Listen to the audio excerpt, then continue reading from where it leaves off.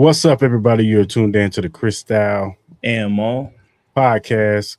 This is a draft special we're doing. We're bringing on a special guest. We're going to talk about the NFL draft, 2026 NFL draft, get his insight on some of the players in the draft class and where he thinks some of these guys should go. Before we do on that, Mal, how you feeling, sir? Feeling good, man. Very excited to have our special guest on here and talk about this draft.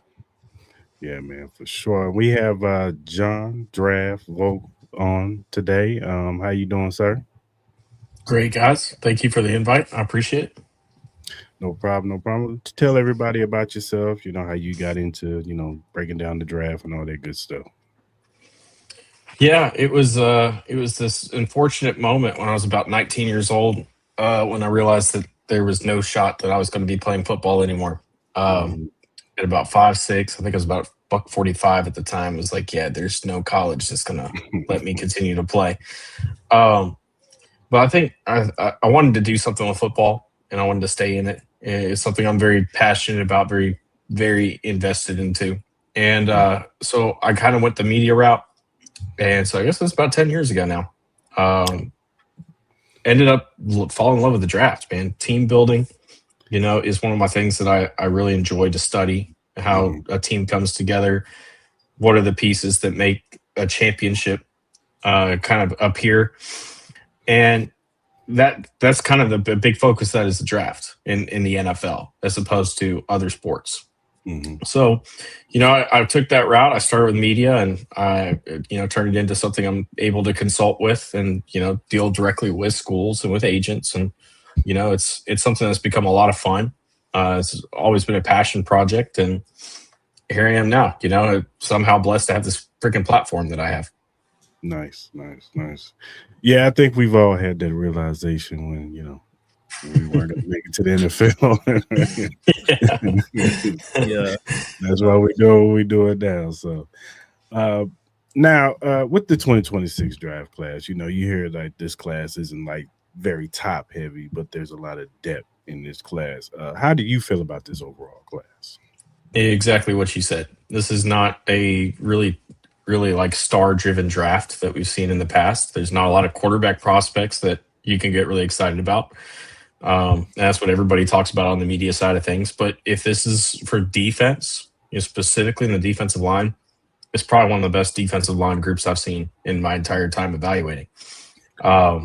There's a lot of edge rushers. There's a lot of interior guys. And then on the flip side of that, there's not a lot of guys available to block them. So if you're needing to bulk up on defense and get some really good depth pieces, this is a really, really good draft for that. If you're looking for, a wide receiver, this is also a pretty good draft for wide receivers, as long as you're not looking for a one. I think that there's a lot of really good 2s and 3s and slots. There's a lot of great tight ends. So this is going to help some of the passing game in the next couple of years.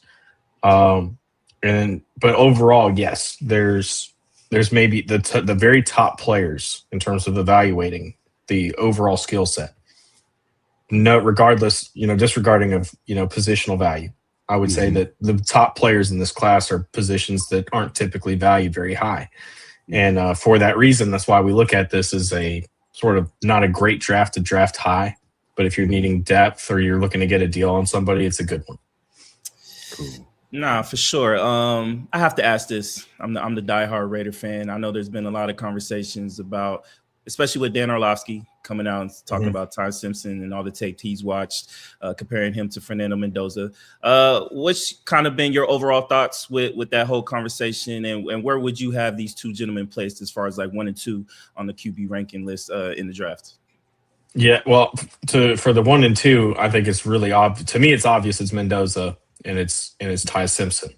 I think that there's some truth to what Dan's saying. When you look at the weeks from weeks 2 through 9, Ty Simpson was playing some of the best football in college football. Like, he was ungodly good. It's those last 5 games that you really start to worry about him. Usually when you're looking for a guy to progress and get better, and with him, he's a guy that hasn't played a lot of snaps. So that's kind of concerning. We haven't seen a lot of guys with one season as a starter be very successful at the next level in recent memory. So with him, that's kind of the question: is does he have enough experience? Is he ready to take this next step? Is he going to be a guy that we can depend on as a long-term starter, or does he need a lot of development?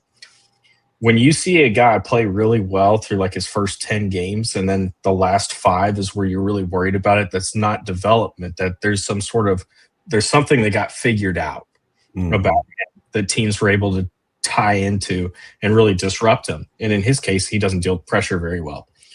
That's something that can be done. If he went back to Alabama this year and played, which it might not have been Alabama, he might have had to hit the transfer portal because Austin Mack's really good down there. They had a really talented 5-star. I think his last name's Russell. It looks a lot like Jaden Daniels as a player. When you got some competition like that, maybe you're thinking, hey, we need to go ahead and cash in on this opportunity now while we have it, instead of looking for a place to play next year and maybe end up in a really bad spot where we tank what we built. But I think teams do look at him as, sort of a potential starter. He's in that range where if I had to project him, I'd put him he's probably like quarterback 36, in the right situation. He could be a 1-year bridge player and that's when he develops. But you're looking at a long-term backup at best to me. So with Mendoza, at least you feel like as long as he meshes with the locker room, and I think that's what everybody's kind of wondering with him, is he going to be a guy that's going to fit in a professional locker room? As long as he meshes with that, he's going to be one of the best sideline throwers. He's a great player. He loves football. And when you kind of take all those things together, you're like, well, we've got some elite stuff to work with. The sideline to intermediate area is phenomenal. He's going to be tough. He's going to fight through plays when it matters. We saw it on the biggest stage in college football. Mm-hmm. So I think, to me, it's clear. But I could see where some people might like Ty Simpson a little bit better because of the skill set that he presents, especially for a West Coast offense. Oh, okay, for sure. With this draft, there's been a lot made in the top 10. Who's going where? You see all the mock drafts, Daniel Jeremiah, Bucky Brooks, guys like that. Who are some of the players that you feel should go in the top 10? Well, to me, if I'm a decision maker, I think you can't go wrong with Caleb Downs. He's probably the best player in this class, regardless of position. When you're talking about a 6-foot, 205-pound guy, that when you say that, it surprises you because he's playing linebacker. He's taking down tight ends by himself, 5 yards down the field, is playing as a box linebacker. Like, when you watch him on tape, you think he's 6'2", 225, and he's not, but he plays like it. He's got that speed to play on the back end. We've seen the speed when he was at Alabama returning punts. I think he actually had a punt return touchdown while he was with Ohio State too, not just with Alabama. He's a very talented athlete. He's very smart in terms of the way that he sees the field, understanding what the offense is throwing at him and where he has to position himself. So the defensive IQ's there, and he plays way bigger than he is. And to me, at the safety position, I know that I can plug him in. I can play him as a rover. I can play him as a deep safety, free or strong. It doesn't matter. I can bring him in the box for run support, and I'm going to feel really good about it. The only problem is you kind of look at that and you go, well, the top safeties in the league right now are getting paid $20 to $15 million a year. If I take him in the top 5, I'm giving him 12. There's not really a discount. Mm-hmm.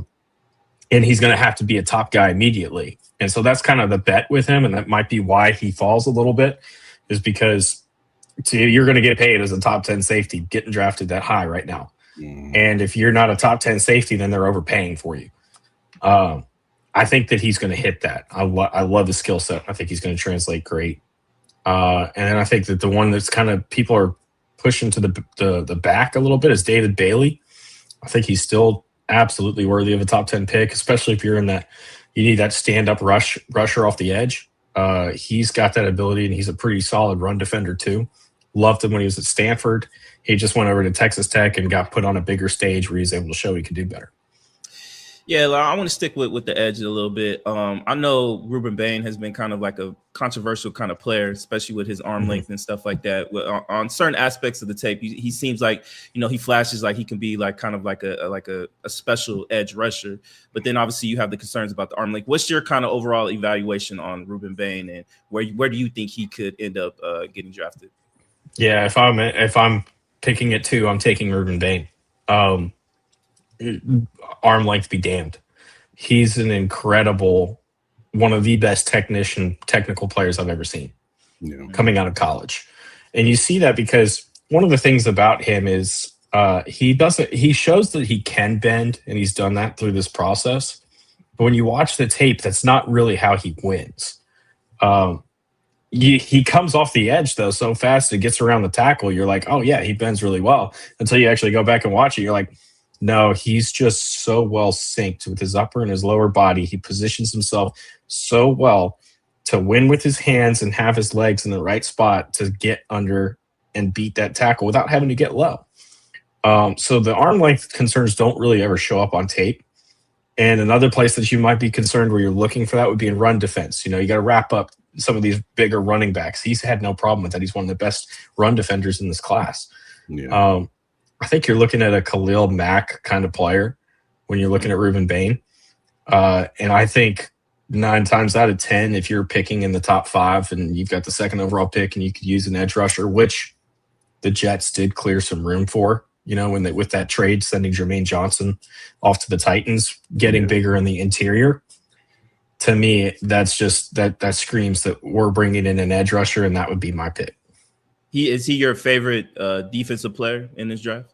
Besides Downs, yes. I think Bain is right. Bain is right up there. I've been saying that since October. With just his pure skill set, and that's the thing that's underrated is there's not a lot of edge rushers that are very high level pass rushers and also very high level run defenders. You can kind of count them on one hand, right? It's Max Crosby, it's TJ Watt. And that's pretty much it.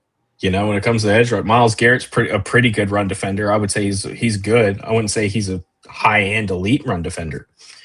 That's what you're getting with Rueben Bain. And to me, that's an invaluable piece to your defense, because if you've got a guy that not just sets the edge but can crash it, dude, you're talking about double teams all day to try to slow up this guy.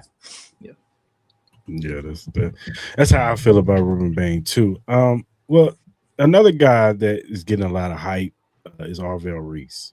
Yes, and a lot of people are saying that this guy, his athletic, build is out of this world, and he could possibly be something close to like a Michael Parsons. But how do you feel about Arvell Reese? I think there's a lot of good things to work with him. It's just that he's again one of these guys that hasn't had a lot of experience doing one thing. Right. Yeah. And we've seen that in the past with guys that don't necessarily they don't necessarily get good at one thing. They get good at a lot of things, and they don't get great at something. And that's kind of where I have Arvell Reese, because I'm still not sure. Do you want to play him as an edge rusher? Do you want to put him in as a middle linebacker? And if he does have the flexibility to move around like Micah Parsons can, that's a question, at this point. Does he have that flexibility? I don't know. I know that he's a really good pass rusher. And so I know that he could probably win doing that. It leads me to put him on the outside, but I also know that he can really stuff the run when he's sitting back there at middle linebacker, or even outside linebacker, just off ball. If I'm picking though, I think that's a big question that I'm not sure that I have an answer for, and that would give me pause. I do think he goes top 10. I don't want to blow that out because his athletic profile is insane. Yeah. Just the sheer upside that's there with him is what's exciting. But we've seen in the past, Tyree Wilson's a great example of this. You can have all the measurables and have the athletic profile and still not be the player that everybody wants you to be. And that's kind of where I'm at with Arvell Reese. I'm not sure where he's going to fall once he gets into the league. Okay. I would like to talk about the two brothers that kind of showcased a lot of skill, especially during the combine. I let people talk about Sonny and Lorenzo Styles. What's your overall evaluation on them, and how much stock do you put into the combine and obviously the pro days? I know that's been kind of like another conversation that, you know, people on the outside looking in, how much stock you want to put in these. They make it into these big spectacles and how they portray these. So what's your overall thoughts in between the brothers and the overall impact with the combine and pro days? Well, I think between Sonny, the Sonny Styles and Lorenzo Styles, I think that Sonny's obviously the better player. Mm-hmm. He's going to be probably a very high-level middle linebacker in this league. He's got the size. He can play coverage. He's a good run defender. He's got good play strength, and that athletic profile is just going to do nothing but help him. With Lorenzo, that's a little bit more of a project because he's kind of somewhere in between that safety and cornerback position. You're not sure which one you want to kind of plug him into. He probably ends up playing as a nickel. That's a very valuable position these days. Right. And he's probably not going to start right away. So that leads into the question that you're talking about with the combine. How much stock do you want to put into that? You want the combine to match what you saw on tape. And if it doesn't, then you need to either your really first step is go back and reevaluate the tape. You know, did he look like he ran a 4.27? You know, that's a question. Go back and look at the tape. If he still doesn't look like he's running 4.27, okay, well, look, they spend so much time in the offseason prepping for these types of drills now, and they bring in special coaches, and there's certain people they can teach them tricks to the trade. So you still have to kind of lean on the tape because you're going to play at one speed. You might be able to go carry that out, you know, from that stance and do all the things right. That shows coachability. But it's not necessarily a indicator if that's how quick and fast you're going to be on the field in full pads. So I like to make sure that it matches. And if it's just a little bit off, I'll go ahead and plug into it. Say, okay, yeah, that's good or bad, doesn't matter. But if it's way off, then it's like, well, then we either need to look at this again or discard it because it's not clearing up the picture anymore. It's just muddying it at this point.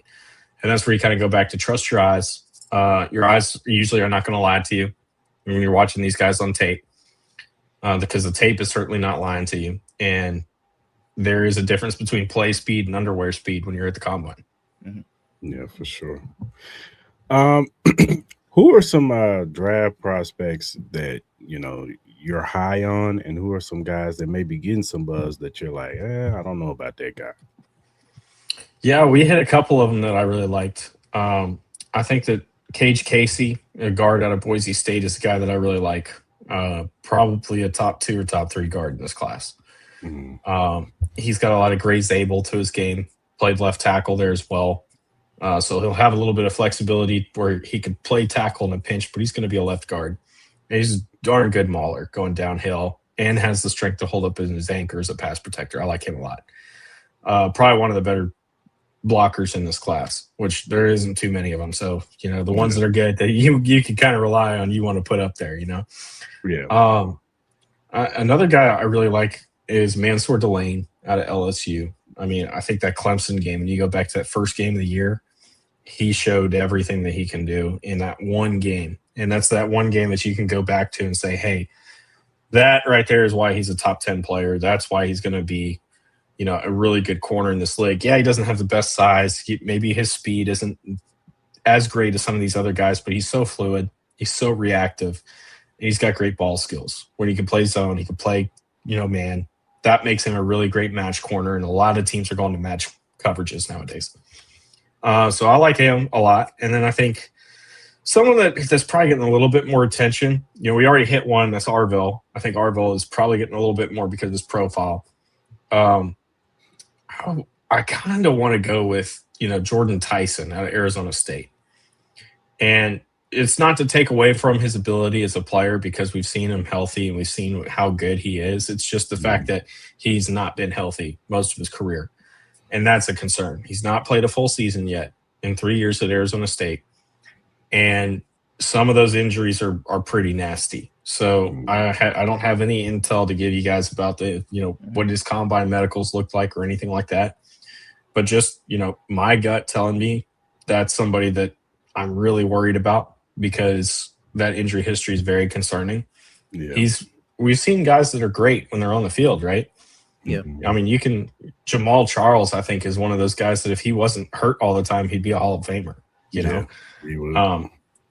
But that's the key to this equation, right? If you're not going to be healthy, if you can't stay on the field, it's not anything against you personally. It's just the fact that the NFL is a business, and this is something that if we can't rely on you to be on the field, we're going to have to go a different route because we can't pay your backup the same that we're paying you, you know? Mm-hmm. And that's the hard truth to it. Let's stick with the injuries. I know there's a couple players that have been talked about, Jamal McCoy, and then also Caleb Banks. You know, I think Caleb Banks, was kind of projecting to get a little bit higher than he was projected earlier in the draft process. I think Chris even loved him. I loved him as well. Have you heard anything about these two guys, especially, Jamal McCoy coming off his ACL, and obviously Caleb Banks with the injury he's currently dealing with right now? I think that the media is a lot higher on McCoy than the NFL is right now. And, I've seen him. First off, I live in Tennessee. I bleed orange on Saturdays. Like that's my thing. Jermod was great as a sophomore. He was great as a freshman at Oregon State.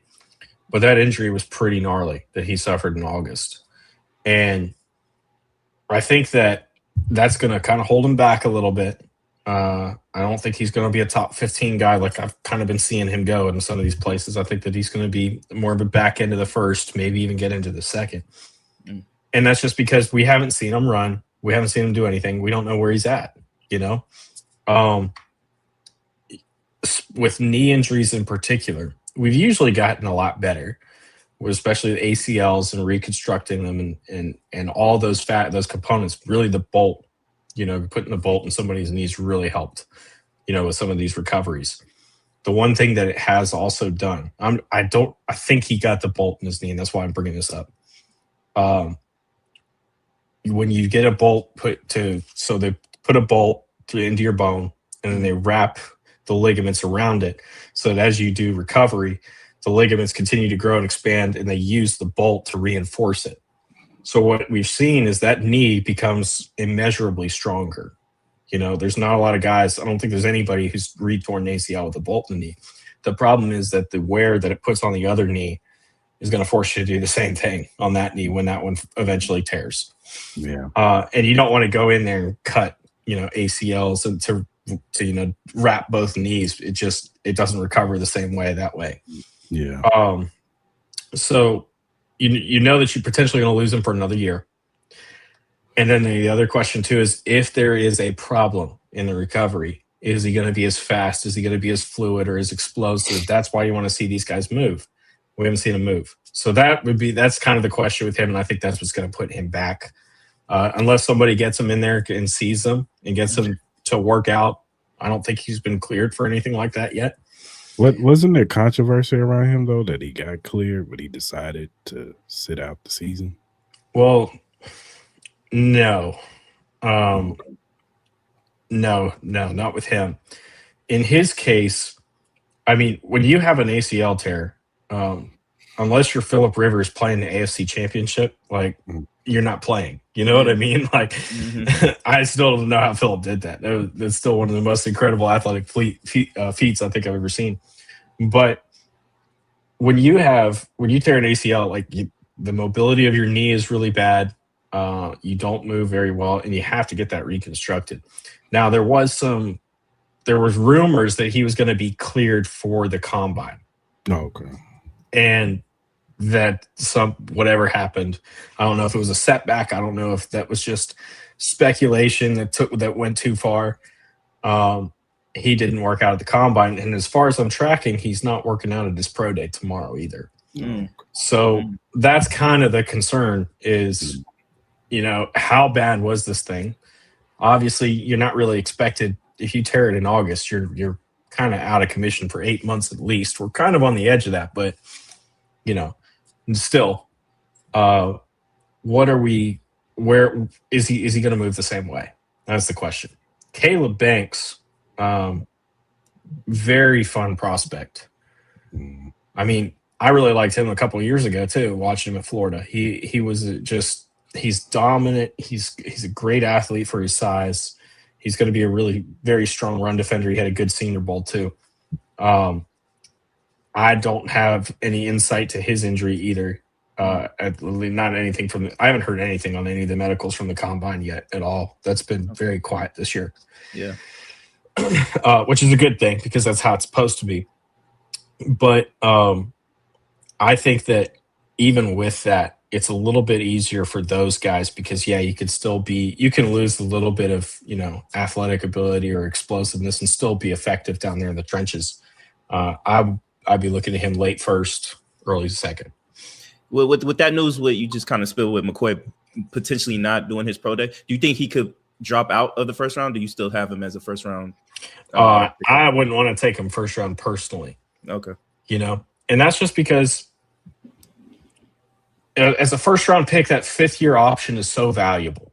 Yeah. And that's something that a lot of people typically overlook because when you can get a 5th year option on a guy, you're getting him at you're going to pay him good money, but it's going to be I think it's the average of the top 10 salaries of the position. So if you hit a guy that is practically top 10, that buys you an extra year before you have to sign him to the next, deal breaking, market shattering deal, So that's very valuable to have that 5th year with a guy, knowing that you're still getting a bit of a discount, still being able to put money into other positions somewhere. And if I've got a guy that I'm not really sure if he's going to be even playing in 4 years, because I don't know where he's at with a timeline with his injury. I don't know if he's moving in the same way. I don't know what his value is going to be. Losing that 5th year does set me back. Yeah, you could say, well, at corner in 4 years, that could be the top 10 average to that position could be $34 million a year, with the way that things are going. But even still, just looking forward, it's I'm getting $34 million back, but now I have to find a whole nother guy to play the position because he didn't pan out the way that we were hoping he would, and if we didn't win games. So I typically lean with the safer guys, especially if I'm in the back end of the first round. Guys that I'm they're going to be here in 5 years. I'm going to be trying to sign them to a second contract instead of these guys that are kind of question marks. Sure. With my Chiefs coming off of a down season, Patrick Mahomes, he gets hurt later in the year, tears his ACL. Now we're going into an off season that's, pretty important because it's kind of a changing of, this next iteration of the Patrick Mahomes era. Travis Kelce's coming back for one more year, of course, but they have to retool pretty much. And, they traded away Trent McDuffie to get that, for other first round picks so they can have a little bit more options in the first round. Where do you see the Chiefs going with that 9th and 29th pick? I think wide receiver is going to be one of them. I don't know which one they go with because I would prefer to pick at 19 if the board falls right with the wide receiver. Because if Cardinal Tate comes off the board in the top 10, then I'm probably good. He's the only guy in this class that I feel like has a chance to be a legitimate starting number 1. And by that, I mean breaking into the top half of number 1 receivers in the league. He's got his own questions and concerns. Yeah. So if I'm picking at 9 and I still got that Utah tackle up there, I'm probably taking him, Fanu. And that's just because Jawan Taylor, for all that he's done for the Chiefs, has also been the most penalized player in the league. And he's probably gotten away with a lot. No offense. He has. He's jumped about every play. And I want to try to get somebody who's going to get out and run block really well, especially bringing in Kenneth Walker, right? And having the running back room that I have. I want to get somebody in here who's going to be able to pull, who's going to be able to get into space, who's going to be able to take out that second level, and that's Spencer. Spencer's also going to be capable. He's not great. He's capable of dropping into pass coverage. That's going to help me. So if the board falls right and I get to 19, I'm going to go wide receiver. And I'm going to be looking for somebody who can kind of complement Worthy, which means I need someone who's going to have some physicality, that's going to be able to play at the catch point, be fit, be strong, and maybe not necessarily have that speed. And that's somebody I would look at there. Might be like a Denzel Boston out of Washington. And that's because he's just sort of this really good overall at everything kind of player. He's got a high floor. He might have a lower ceiling than some of these other receivers. But that high floor tells me that, hey, I've got a guy that can command respect with that other defense. And so now I can try to really put Worthy into better positions where he's going to be successful and, free up opportunities for Tyquan Thornton out of the slot. And once I can do that, now Kelsey's getting open over the middle. Now I've got some legitimate playmakers from Mahomes. I've got a really good run game, and I feel like that would help tremendously. Corner at 9, man. I don't think Delane's going to be there. I wouldn't want to take anybody else up there. Mm-hmm. Corner is just one of those positions also that the Chiefs have developed really well over the last several years. And I think Joshua Williams played a lot better than most people realized the last couple of years. Mm-hmm. So I'm a little less worried about corner, and I'm more worried about getting that offense back, because as long as Spags is there, that defense is going to be really good. Yeah, I want to go back to my Raiders. We obviously know who they're going to pick number 1, but I'm curious to hear your thoughts about our pick at 36 in the second round. What positions do you think we should kind of look towards, especially what we were able to do in free agency?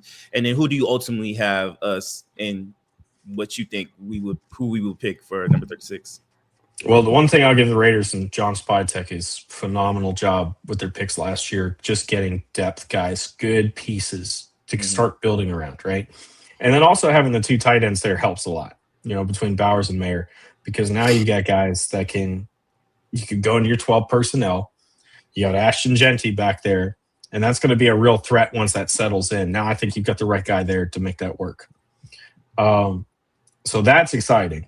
So offensively, I'm feeling pretty good. I'm probably going to try to bulk up either at linebacker or at probably corner, depending who's there on the board. Linebacker, your options are, if Anthony Hill's still sitting there out of Texas, I'm jumping all over that. He's right there in that borderline first round range. Just kind of depends how everything falls. 36 is a very hard position to project for, especially knowing that there's not a lot of tackles. There's not a lot of offensive linemen in this class. There's going to be concern with getting a guy like that at that position right there at 36. But if I can, I'm going to jump on him. And if he's not there, then I'm probably looking at some of these other corners. Give me a second. I'll tell you exactly who I've got sitting there.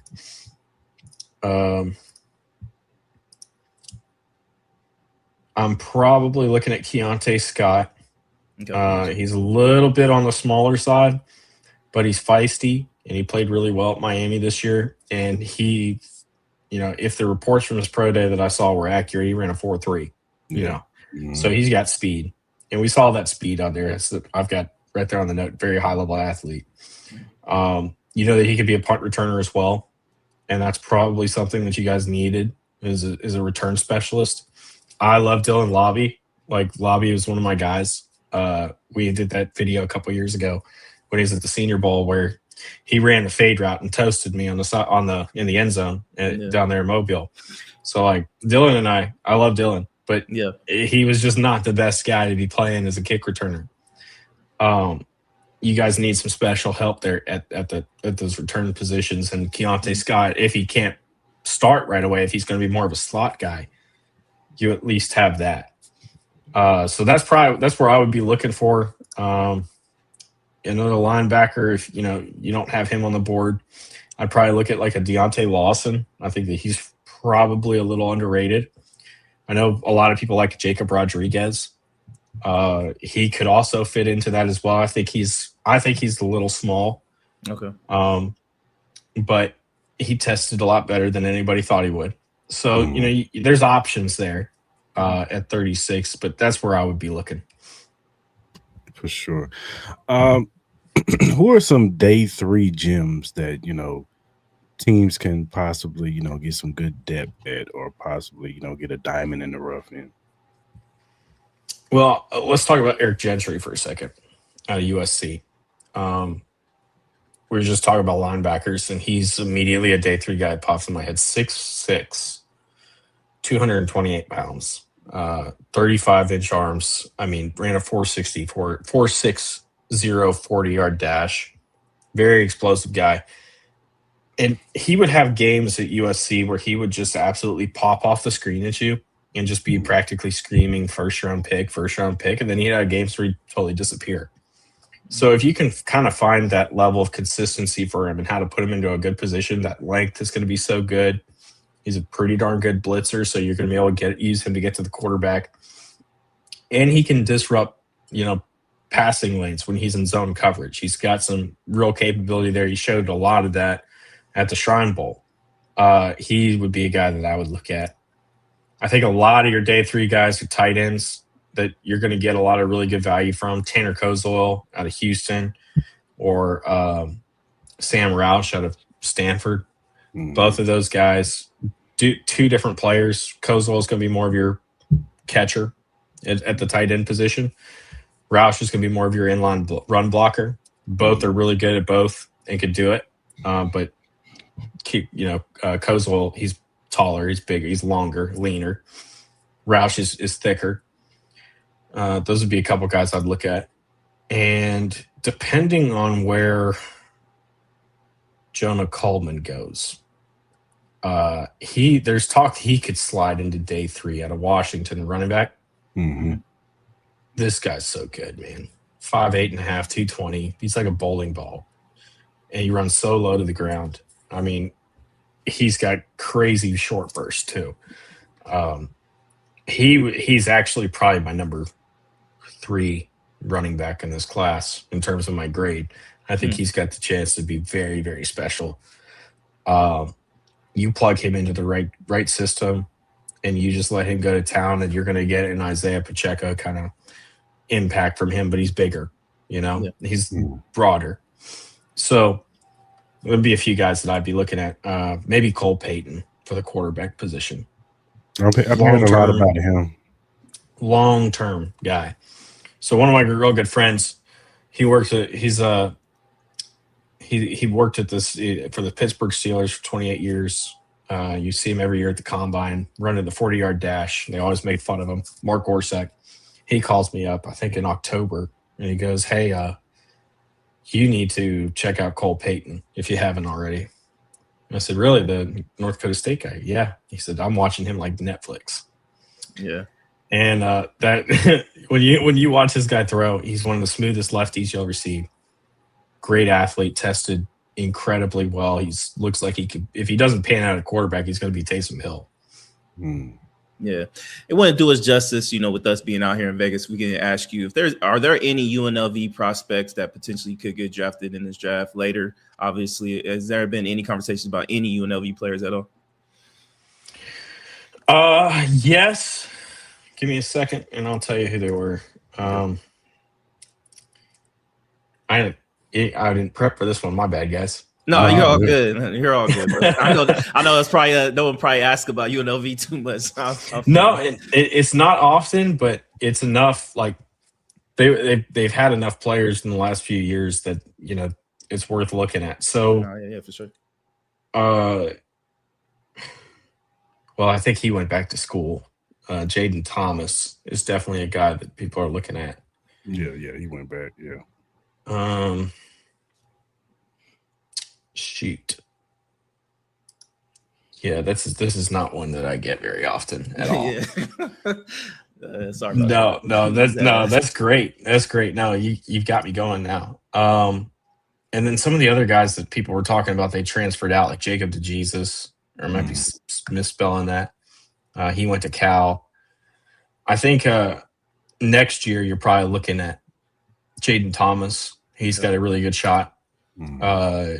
Denver Harris has a shot, but he's probably more of a priority free agent. And then and that's just because he had some real off the field concerns that kind of came up during his. I think he went to 4 schools in 4 years. Wow. And Marcel McDuffie has a really good shot to make a team as a special teams guy. Yeah, that was one of the guys I was thinking. Marcel McDuffie or maybe Armaris Brown, safety. He was pretty good. got a lot of turnovers this season. So, yeah, those are the few prospects. Before I let you go, just to tap in back into the running back class, I know this is not as strong. I know Jeremiah Love is like the high end guy. And after that, it's like a drop in. Although I do like Jadarian Price. I think he's pretty good too. Who are some other running backs outside of that make him go like, day 3, maybe, like a Mike Washington or somebody like that? Yeah, I mean, you just said it, Mike Washington, right? Both him and Seth McGowan, who's out of Kentucky, they played together at New Mexico State. And it's kind of funny when you think about those two. They were at freaking New Mexico State playing together. Who else was there while they were there? Diego Pavia. It's just crazy when you think about that team back then. And I think they went 10-3 that year. But Washington's got the size and the speed and the power and can do a lot of different things. He probably goes day 2. I think that you're also looking. If Nick Singleton hadn't gotten hurt, he would have been a day 2 guy. So now he's probably a day 3, and he's going to be a really good day 3 player. Yes. Nick Singleton is probably, outside of Jeremiah Love, the most complete back in this class with everything that he can do as a pass protector, as a receiver out of the backfield, a guy that can line up and run routes. He can do it all. Adam Randall's another guy that I'm keeping an eye on out of Clemson.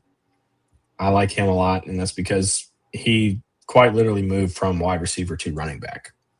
So he's a 6'3", 203-pound running back that has the versatility of a receiver. Those are some guys that I think if Eli Sanders had been healthy out of USC, he would have been a day 3 pick, but he hasn't been healthy, so he's probably gonna be a high priority free agent. Those are some of the other running backs that Emmett Johnson is another one. I was going to bring him up. It's Isaiah Pacheco 2.0. So who that is, he's got that same running style, intense, physical player. And outside of that, that's pretty much who I would note. I got another question. It doesn't really get talked about outside of Fernando Mendoza and Ty Simpson. Those have been the main quarterbacks. But what about the other guys? Before the season started, everybody had it, Garrett Nussmeier, Drew Allard being, potential top picks. What about those guys? Carson Beck coming off that nice run he did in the playoffs. What's your overall perception on them? And how do you think that 3, 4, and 5, as far as like the quarterbacks that could potentially be picked, how do you view that? Well, I definitely have Nuss at 3, and I think he's Case Keenum. I think that's the type of player that you're getting, long-term backup, bridge player. I don't think he's ever going to be a franchise guy.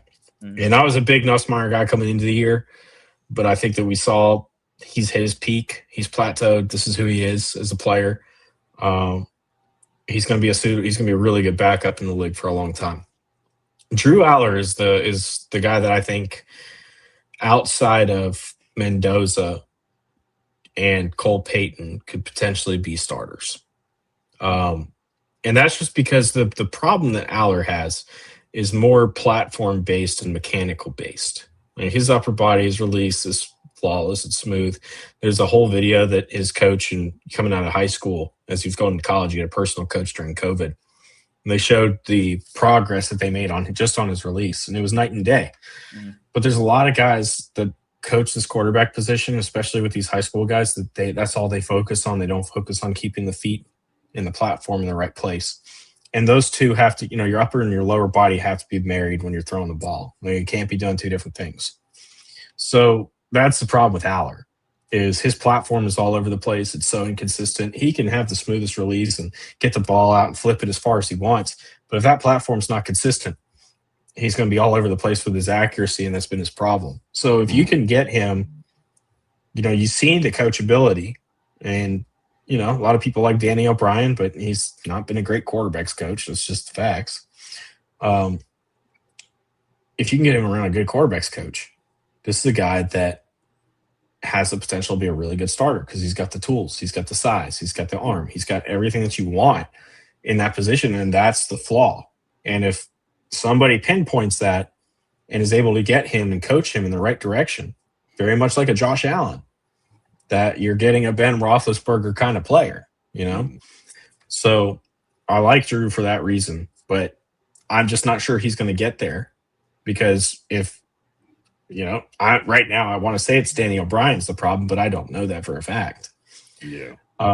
So because of that uncertainty, I'm going to put him at 4 because now I know Nuss and Ty are going to be at least good backups in the league. And then you brought up Carson Beck, and he is sitting at 5. Well, 6 for me. Cole's at 5. But Carson Beck's biggest issue has been the maturity. And you don't normally talk about that maturity with a 25, 26-year-old prospect. And especially when he had a lot of questions going back to, why did you transfer to Miami? Because, it was all about the girlfriend. And then it was like, well, you had the very public breakup because you're on Snapchat being an idiot. What's wrong with you kind of thing? Like he's got maturity concerns, not just with the girls and the nightlife and all the other stuff that he gets into, but with the locker room stuff and being a leader. And so if he can answer those questions, he's right there too in that really good backup long term. But if he doesn't, he's going to be out of the league in 3 years. Is there a perfect team that you would like to see Drew Aller go to? Pittsburgh. Not just because I just threw Ben Roethlisberger thing here, but Pittsburgh would make a lot of sense. You don't know how long McCarthy's going to be there. Assuming that they bring back Aaron Rodgers, Will Howard's there. This is just a really good place to go and just, hey, I'm going to focus on getting better with a team that's had this kind of player before, and that values that kind of a player. Because Will Howard is very similar to Drew Aller in a lot of ways in terms of their playing ability. Now, Will's also a elite leader, and people talked about that. Especially a lot of my friends down at the Senior Bowl talked about that when he came down there and they were interviewing him and doing stuff. Because I don't know, they won the national championship, so he didn't end up playing, but he attended. And they did a bunch of interviews with these guys before. But Will Howard's a very special leader, and Drew can learn from that. He can learn from the Aaron Rodgers, and that would just make the most sense to me. Where you have no pressure, you're a number 3, you get to just focus on getting better, and next year have a chance to play for a starting position because it's very unlikely that Aaron Rodgers plays any more than that. Yeah, for sure. Before we get you out of here, man, I just want you to talk about how great, I know it's early, we haven't had the season yet, but how great do you think the 2027 draft can be next year? Well, I don't want to jinx it, we got to be careful with that because we thought this was going to be a really good quarterback class. True. It's got potential. I've already started doing some of the groundwork for 27 with just some of the college stuff in the portal and all those things that I've been working on. But with all of the there's a lot of higher end guys that are going to potentially come out next year at a lot of positions. We've been talking for the last couple of years about Jeremiah Smith. We know that he's probably a top 5 lock. He's a phenomenal freaking player. Phenomenal. I think it's also what we're also seeing is some of these guys that were making these decisions to leave college early, maybe too early, with the exception of Ty Simpson, are going back to school because of NIL. So that's been one of the positive things about NIL and how it's impacted the draft. They're few and far between, depending on who you talk to. But with that, that's also helping develop and cultivate these guys a little bit farther. And this year, 27, should be the first year that we really see everything leveled out. We're past COVID. We're past all that nonsense that happened that kind of messed up the whole cycle. And now we're back into the regular, what everybody kind of knew. And now we've got guys staying in school longer. That's what's held these last couple classes up. Now everything's kind of back to normal. And I think that it's going to be a pretty good class for that reason. I know you're a busy man. We ain't gonna take too much of your time, but I'm very curious. Like Arch Manning is definitely one of the big names out there. We saw how he started the season off going up against that top tier Ohio State defense and how he finished it off. How have you liked his progression so far? His entire year. Like, what are your thoughts with him? Night and day progression. You know, not just with decision making, but mechanics. And he understood that he had to come in after that Ohio State game. That's the best thing that could have happened to him. He handled that adversity extremely well. He went in there and worked. He shut it out. They had another really tough game against Georgia. But outside of that, I mean, it was methodical, and he got better every week. And I thought it was night and day difference. And I think I said that, you know, when he had the really bad game against Ohio State, and everybody was like, oh, you know, we overhyped him and blah, blah, blah. And everybody was just, you know, shitting on him for a while. It's like, man, guys, like this guy, it just made pretty much his first career start practically. He's going to get better. And by the time we get to the end of the year, he's going to be a different player. And that's what he was. So I think that Texas has a lot of reason to be excited. They brought in some pretty darn good dudes in the transfer portal too, especially at the wide receiver position. Bringing in Cam Coleman from Auburn is going to be dangerous. That's tough. That's tough. Yeah, that's going to be tough. So they've got some weapons to work with down there that he hasn't had yet, and I think that's going to be a lot of fun. I think it's going to be an Arch Manning show next year. Is there something specific that you want to see him progress more in for you to feel comfortable with him being named like the number one overall prospect for next year's draft? I want him to be himself. I don't want him to try to be Eli. I don't want him to try to be Peyton. I want him to be himself and focus on that. And I think he's done a pretty good job of that. You know, because everybody knows that Peyton was, you know, the GOAT in terms of reading a defense and dissecting it. Everybody knows that Eli was the strong-armed guy that he could chuck the ball a mile. Cooper has got this Arch. Cooper's his dad. Arch has this very interesting, different skill set compared to both of them, where maybe his arm is a lot closer to Eli's than Peyton's, but he's got this athletic ability that none of them had. Right. And Cooper, his dad had it, you know, but Peyton and Eli didn't. And so be yourself, man. Don't try to be these guys. Be yourself. Go out there. You're going to do just fine. You've got the tools. You've got the skill set to do it. You don't need to be either one of them. You just need to be you. And that's all I really want to see. Yeah, I've always said Arch was actually close to his grandfather, because that's how Archie was. Archie was the athlete. He ran all over the place. He had an arm. Like, well, to be fair, Archie was running because he had to. He had no choice. You're right about that. Man. All right, John, man, I appreciate you coming on the show, man. We appreciate you coming in and giving us your insight. We definitely gonna have to bring you back on after the draft, man, just to, you know, see how you feel about how everything felt, how certain teams drafted, man. But we appreciate you coming on. Tell everybody where they can follow you and get your content. Yeah, so that pretty much everything nowadays is on Twitter. It's going into the guide, which you can see where you can get that on Twitter at Draft Vogel. Dude, and we're so close to the draft finally. It's like now, you know, when you pass you get right past March and get into April, and it's kind of like when Advent hits, you know, and it's like they start playing the Christmas music in the stores and everything. And it's like, hey, you know, we're kind of getting close. Yeah. It's like these stores should lean into this, because mock drafts are like the gospel nowadays. These stores should start playing, you know, the draft theme when you're just walking around shopping. The people might buy more stuff, you know, might help you out. But we're close. We're close there, guys. Yeah, for sure. All right, John, like I said, thank you, man. Appreciate it, brother. Thank you, guys. Appreciate it. All right, man.